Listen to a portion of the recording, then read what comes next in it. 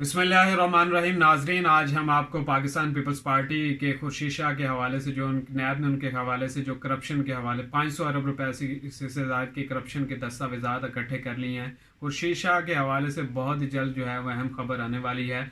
नैब उन्होंने 5 जो है वो अपने फ्रंट मैनों के नाम पे कोई 150 के करीब जायदादें मुख्तलिफ जो सिंध के अजला में हैं वो बना रखी हैं। पहले जो एक फ्रंट मैन है पहलाज पुल के नाम से है, एक बंदा है जो एक मामूली एक दुकान चलाता था, लेकिन अब वो 83 जायदादों का मालिक है।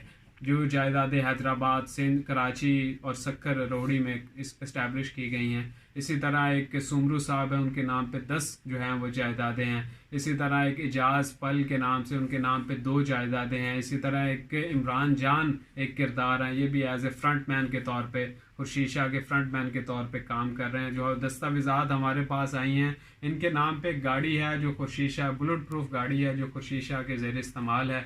इसी तरह इनके नाम पे एक इस्लामाबाद में घर है जिसमें खुर्शीद शाह जो जब भी पार्लियामेंट इस्लामाबाद में रहते हैं तो उसी घर में स्टे करते हैं। इसी तरह जो है इस इमरान जान एंड कंपनी के नाम से कंस्ट्रक्शन कंपनी जो है वो इस्टेब्लिश की हुई है। और हैदराबाद, सक्कर के अलावा जितने भी अजला और सिंध के जितने भी टेंडर्स आते हैं कंस्ट्रक्शंस के हवाले से, जितना भी काम आता है तो इस कंपनी को ठेका दिया जाता है और इस कंपनी के थ्रू काम करवाया जाता है। तो एक बहुत इंटरेस्टिंग डेवलपमेंट है। इसके अलावा जो पहलाज पुल है उनके नाम पे उनके जो है फ्लोर मिलें भी हैं, उनके नाम पे मुख्तलिफ हाउसिंग सोसाइटीज़ भी इसी तरह चल रही हैं। जो हमारे पास मज़ीद दस्तावेजात है उसमें बताया गया कि 125 जो बैंक अकाउंट्स है खुर्शीद शाह और उसकी फैमिली के, जो पाकिस्तान के डिफरेंट बैंकों में डिफरेंट शहरों में ऑपरेट कर रहे हैं। तो ये एक बहुत इंटरेस्टिंग जो है वो डेवलपमेंट है। खुर्शीद शाह को एज कंसिडर किया जाता है, जब उन्होंने अपनी सियासत का आगाज़ किया था तो उनसे पहले वो एक मीटर रीडर के तौर पे काम कर रहे थे, लेकिन अब वो बहुत तकरीबन कोई 20-30 साल के अरसे में अब उनकी अरबों की जायदाद सामने आ गई है। तो ये एक बहुत इंटरेस्टिंग डेवलपमेंट है। और हमारे जो नैब के ज़राए वो बता रहे हैं कि किसी भी वक्त इनकी गिरफ्तारी मुतवक्के है। जिस तरह अभी जो रिसेंट डेज में मरीम नवाज़ को भी गिरफ्तार कर लिया है, तो पार्लियामेंट में एक बहुत शोर है। इवन के जो हमारे पीपल्स पार्टी के शरीक चेयरमैन हैं और जो चेयरमैन है बिलावल भुट्टो, उन्होंने तो बहुत ज़्यादा शोर मचाया है उनकी गिरफ्तारी पे। तो लगता है कि जो हमारे ज़राए के का कहना है कि असल में मसला जो है वो पीपल्स पार्टी के लोगों की उनकी गिरफ्तारी का डर पड़ा हुआ है, जिसकी वजह से वो पार्लियामेंट ईवान ज़ेरी में जो शोर मचा रहे हैं। और उन हवाले से उनको भी पहले पता है कि उनकी करप्शन की जितनी भी दस्तावेजात हैं वो नैब ने हासिल कर ली हैं। तो ये एक इंटरेस्टिंग डेवलपमेंट है। आने वाले दिनों में और गिरफ्तारियाँ मतवक्के हैं। जो दूसरी तरफ हमारे पास सबसे एक और अहम खबर है वो ब्यूरोक्रेसी के हवाले से है। इस्लामाबाद के जो बाबूज़ हैं वो किस तरह अपने जो लोगों को, अपने जो अजीज़ों अकारिब को नवाजने के लिए क्या क्या वो जो बाबूज़ हैं वो काम करते हैं।